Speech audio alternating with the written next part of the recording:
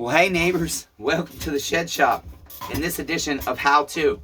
In this video, you're already saying, oh chit, he sat down. That means we need to click off the damn video because he's going to do too much damn talking. Well, I'm not neighbors, but hey, we're going to talk about some interesting shit. I'm going to tell you about a couple of guys here local. One of them's a Stihl mechanic. Well, actually, the other one's a Stihl mechanic too. I was shocked as shit when I found out he was a certified mechanic, but can't work on shit. It was funny. Okay, so stay tuned, damn it. Hey, neighbor Brian, neighbor Matthew, here's your video, damn it. I'll do more on the story, but this is it for now. Before we turn down to Jonathan Luna's Stihl 028 Super neighbors, I just want to tell you a real quick story. Neighbor Jeff picked up his MS250. Yesterday, I called him because I felt that his saw sounded too loud. It sounded way too lean. I had not put a tachometer on it yet because I don't exactly trust my Chinese tachometer. But I also needed a screw for neighbor Jonathan's saw. And so I figured I'd call my local Stihl dealer and see. I call him up and I say, hey neighbor Matthew. I can't remember if it was Brian or Matthew. I think it was Matthew. I said, I need you to tell me you don't have my part. Because the problem is, most of our Stihl dealers around here don't keep a lot of different parts in stock. I'm not quite sure why. Maybe business is not good enough in the parts category to keep enough in stock. But either way, of course he didn't have my screw. But Brian, it must have been Brian. Brian says, I got a tub of screws up here. Why don't you come see if you can find the one you need? We'll make an exception this time. I'll let you dig through my chit. I said, great. Thank you so much. So I go up there. But I had called neighbor Jeff prior to this, let him know his saw seemed too lean to me.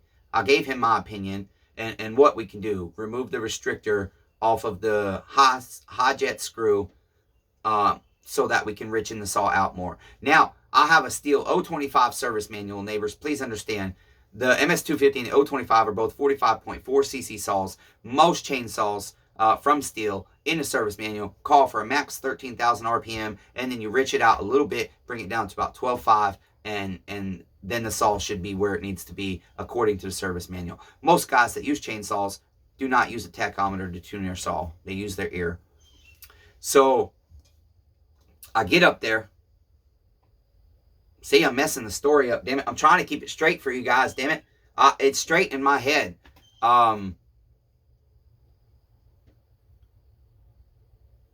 Shit. I let neighbor Jeff know on that phone call what I thought, what my concern was, and I also told him, but neighbor, it's going to be another hour of work. I got to take more stuff off, take your carburetor off again, take your screw out, grind the nub off, put it all back together, and run your saw some more. So I'm going to have to charge you a little bit extra. He said, that's fine, do what you want to do. I said, okay.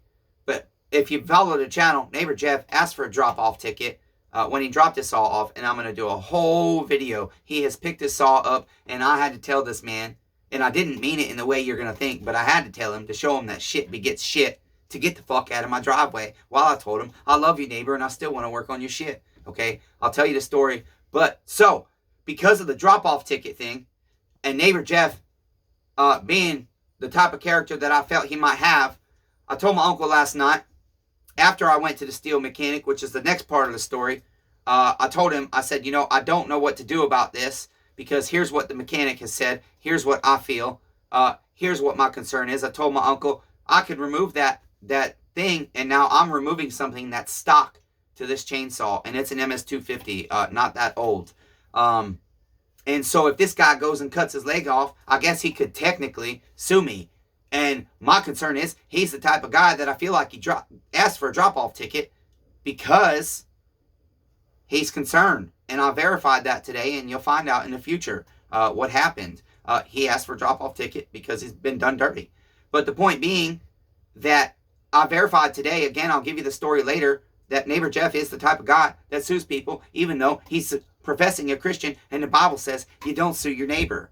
It explicitly says twice about suing your brother, and it means a believer in Christ, a fellow believer in Christ.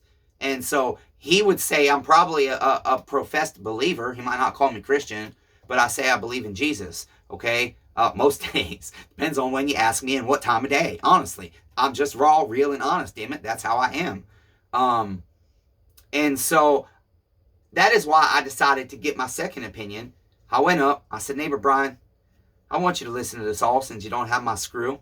Okay? Tell me what you think. He said, sure, I can do that for you. I said, thanks, neighbor. We fired the saw up. These boys are waiting to go home, but they were so nice to hang out a little bit extra longer and listen to me yapper while they're probably like, damn, shut the fuck up. We want to go home. That's probably what they were doing. No, but he was kind enough. We fired the saw up. I let him listen to it full throttle after it warms up, and he said it sounded fine. To me, it sounds way too lean. And again, I'm referencing a Stihl 025 service manual that says max RPM 13,000. Okay, and then you've got the EPA. They've changed a bunch of shit. And so I find out today, I'm doing research after I went and seen him again today, and I find out I had to tell him I did him dirty. Okay, because I did some research. The Stihl MS250 is 14,000 max RPM. But yesterday while I was there, I said, I don't know. Do you mind if we tack it, Brian? He said, sure, we can tack it. Well, his tack froze, but then it picked back up. And while I'm holding the trigger, I see the saw climb all the way up to 14,960 RPM. And I'm like, no, that's way too much. I let off the trigger. I did not actually officially get to fully tack the saw out because to me, that's way too lean. I can hear it being lean. So I called Brian back after I was there today. I said, neighbor, I did you dirty. And listen, I'm going to give you all this whole story at some point. But I'm just doing this part of it just to show neighbor Matthew. I will do the video. I fucking promise, okay? But listen, I told Brian just now, I said, buddy, I called him up. I said, can you see if you've got an MS250 service manual? You must have access to it.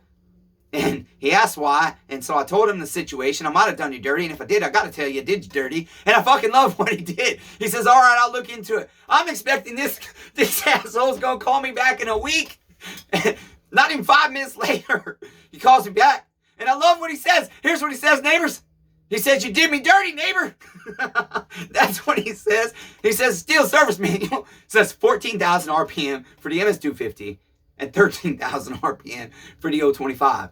And so I sat there for a minute and I asked his opinion. And listen, I'm going to tell you what his opinion is. I'm going to tell you what my opinion is. And I'm going to tell you that I told him, I hope you can still love me because I don't agree with what you're saying, neighbor. Even though you're a certified mechanic. And I've never been to any fucking classes or school in my life except tinkering on shit. But I love it because he told me some things I didn't know. I gained some knowledge. And now we all get to make fun of each other in a polite, kind way because I don't know. These are just rough and tough boys. Like a lot of the world. And so even though we could go into the argument of whether razzing each other is okay or not, well, listen, I never asked them whether they fucking believe in Jesus or not because I preferably don't give a shit. It's easier because it's almost easier for people that don't believe in Jesus because if you say you believe in Jesus, even though I live a horrible standard, I'm going to tell you the standard the Bible says you're supposed to be living by and how you're making excuses why you can sue your neighbor even though the Bible says you can't or it's a sin.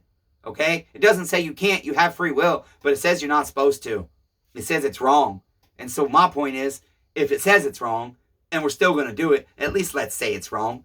Just like raping babies and killing people. We say it's wrong. We shouldn't do it either. But if we go kill somebody, we should say, well, shit, that's wrong. I shouldn't have killed them.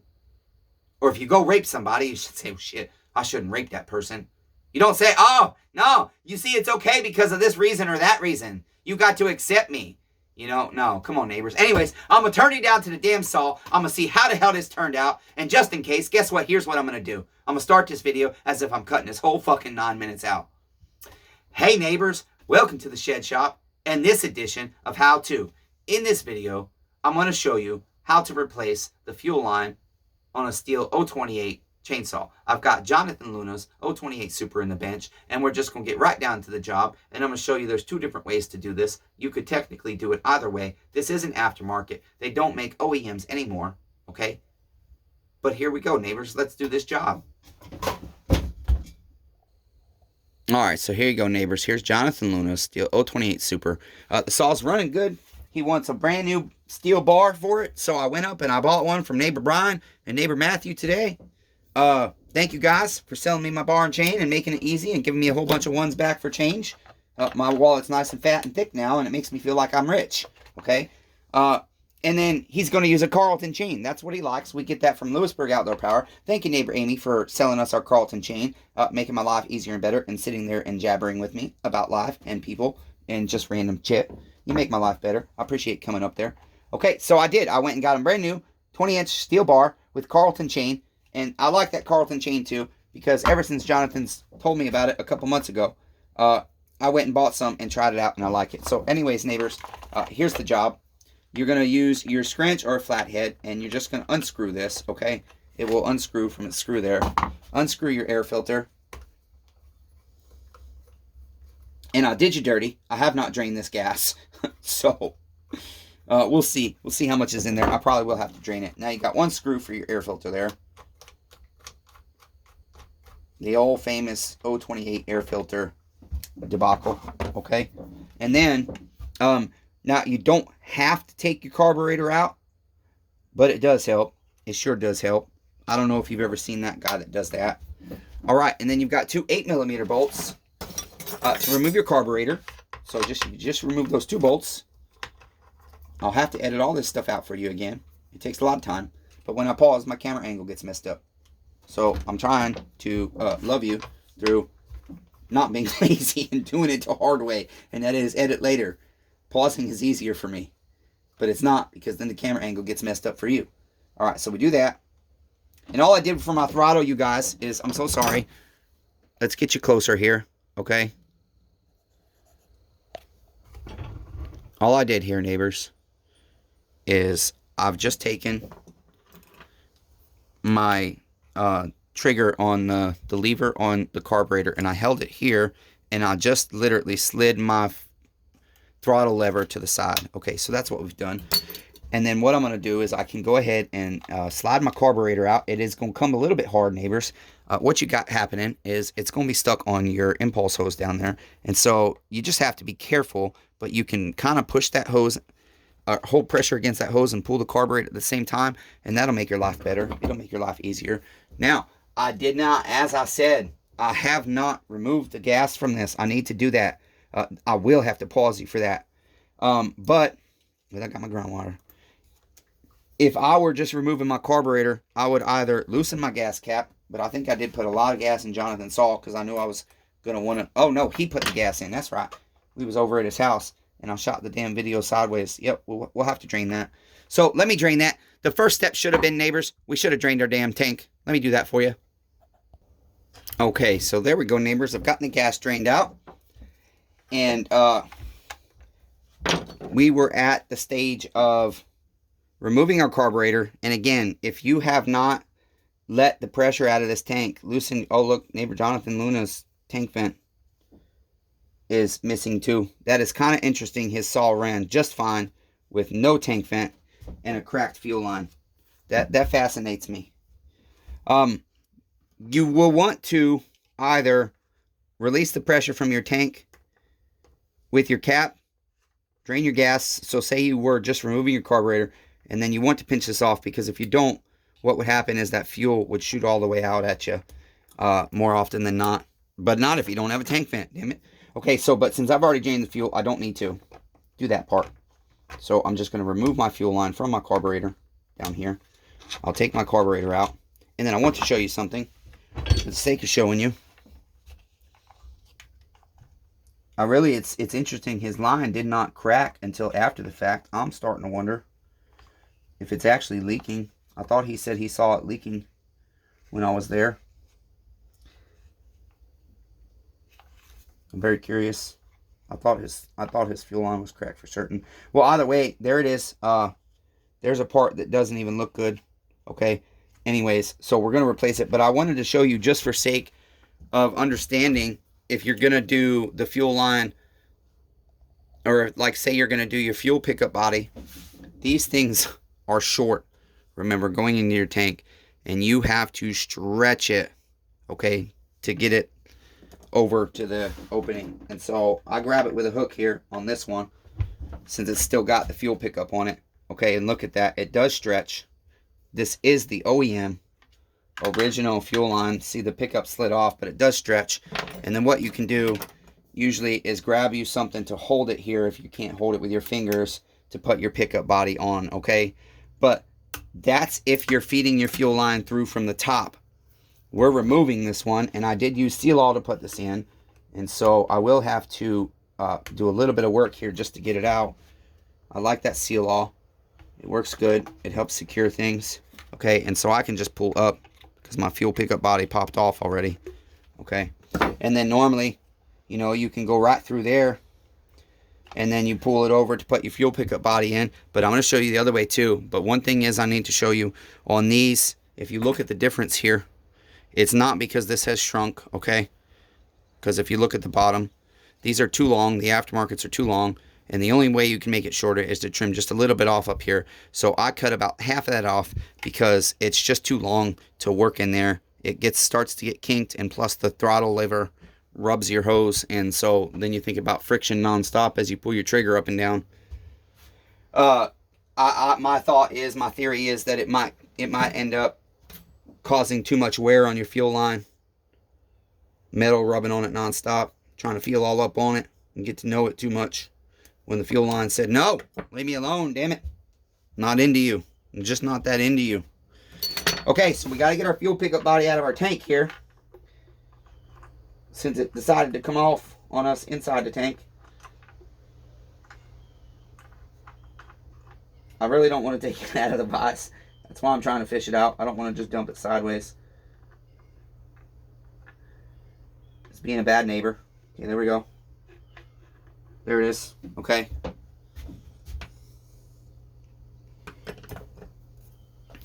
And then we'll go ahead and put this other one in. But the one way you can do it is, I don't want to touch that fuel line like crazy right now, to be honest with you. That fuel filter, I'll clean it later and reuse it because it was brand new. But I'm just not particularly wanting to get gasoline on my hands right now. I've got other things to do. I keep grabbing the wrong ones, damn it. Here we go. You can do it this way. Again, you can go down this way first and then stretch it like I just showed you. Or you can go ahead and put your pickup body on if you want to do it this way. Okay? Put your pickup body on. You got to grab you some good pliers, some long pliers. Okay? And you can fish that up through the hole. Like so. Alright? It's not always easy. But for me, I don't love stretching those things like that. It's kind of difficult. And then you just got to be careful to work it up through the thing here. If you grab it very close on these aftermarkets, very close with 2 fingers, you can, I think, safely get it through there. I've never tried just ripping on it. Maybe I should one day to test the quality. But now I'm also going to pull it back up through even more the other side of the grommet, as if I'm removing it. This way. Why? Because, neighbors, we're going to buy insurance. Okay? This is seal all. It's like buying insurance in Monopoly. Okay? It just is a little extra security. I know a lot of guys that use this for this application and similar applications, especially a lot of older guys. And ever since a neighbor Jason told me about it, said, I got this old guy that swears by this stuff. He uses it for this, this, and this. I said, okay, let me try it. Screw it. And now I use it on like oil tubes, especially leaking Stihl oil tubes. Okay? It works good. So it's just for me a little bit of extra security. Okay, to keep that fuel line, especially given its aftermarket, to keep it from having a leak there that wants to seek, kill, and destroy your chainsaw. That's just my opinion, neighbors. I can only tell you how I do stuff. That's why I try and point out sometimes if I do have a service manual, a specific OEM service manual, how it says, how other guys do it, how other people on the boob tube are doing it, how Stihl gold level mechanics do it. I just cannot believe it's so interesting you can become a certified Stihl mechanic by working there and going to their classes, even if you're not a mechanic. I found that out today. It was very fascinating. Or yesterday, actually. Okay, so that's it. That's the job, neighbors. And then you just put your carburetor back on. All right? Sometimes you can hook it up first and then put it on, like on the 290s and 250s. That's usually easier. But for this saw, it's much easier to go ahead and slide your carburetor on. Make sure your impulse lines up right there. And then you can go ahead. It's easiest with pliers. Just be very careful not to rip your fuel line. You can go ahead and plug your fuel line into your carburetor. And then you can say, Neighbor Jonathan, I cannot believe I did you so damn dirty that there's no tank vent on your saw. And I don't know how your saw has been running so good without a damn tank vent. This thing is running great. And so, guess what? We'll go ahead and show you how to do the tank vent on this saw too. I've got a good fuel line here. You can use the plastic stuff. It's okay. But I like to use this stuff because I don't need very much. Now, there's two ways you can do if you're doing an aftermarket fuel line, which these are the most common on the market. They do work, neighbors. They're just fine, okay? You don't have to get the same exact fuel tank vent that's on your saw, in my opinion. A tank vent is a simple concept. It's pulling air into the tank and not allowing it back out to equalize the atmospheric pressure. Okay, so this is just a duck-bill tank vent. Let me show you the inside of one of these, okay? And this is the inside on this style, but unlike your 017s, your 180s and stuff, this is just down inside your plastic tank. And what this is what we call a duck-bill, okay? It opens up right here. Where's the camera? Other side, okay? See that? See how that opens up? But when it's closed and it sits down in the tank, so it can pull air through, but the air can't get back out. That's what's inside this, okay? And this one requires a piece of hose because that is the only way we can hook it up to the saw.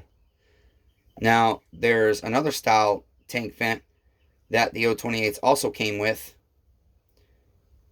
And that one is just a piece of this with 2 set screws in it that prevent the air from traveling both ways. Okay, so now we'll just put this on our duck-bill tank vent housing here on that nipple there, okay?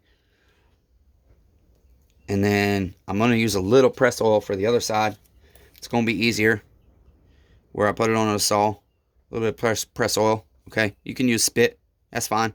Just let your neighbor know if you spit on a saw if it's something he might touch. That's all. And then I will use pliers for this. Needle nose are good.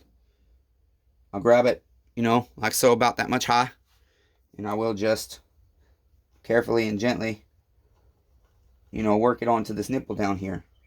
Got to go a little bit lower.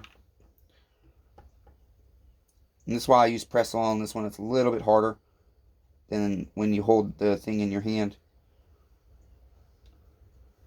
Okay, it's doing me dirty. I'm going to stretch it out more. I usually don't have to stretch this one out, but you can put your pliers in there and stretch it out just a little bit. You don't have to do much, okay? Just like that. That'll make it go on easier. Let's try this again.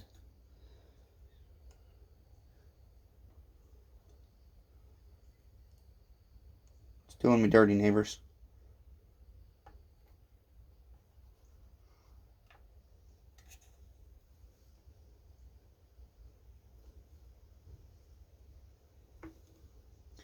It's getting there. Okay, it started. Normally I can just push it right down, but this one is making me grab it and kind of push and pull. There we go. Now, there is a hole here that you can feed these through. And I'm so sorry. I thought I cut it short enough to keep inside, but since it is long enough to go out, I'm going to go out because if you go inside, it has to be understood how it sits with the air filter. And I'm remembering now on this one with air filter, it can get in the way. And so we will just go ahead and feed it through here. Okay. Let's make sure you can still see. There's a hole right here that I fed it through. And now it's on this side. See, there's the snake. Alright, so we'll grab it. And we'll just do like the Chainsaw Redeemer does a lot and work twice. Hey, at least we don't charge you hourly, right? That's why. That's why I don't think it's fair to charge people hourly. Because I always got more work done than other people in an hour. Nowadays, it might not be the case, but there we go. And then that just sits in there, okay, in this space between your tank and your handle, like so. Okay, neighbors, that's it. That's how you do your tank vent. That's how you do your fuel line. And please like the video if it helps you out. If you haven't subscribed to the channel, I'd appreciate it if you'd... There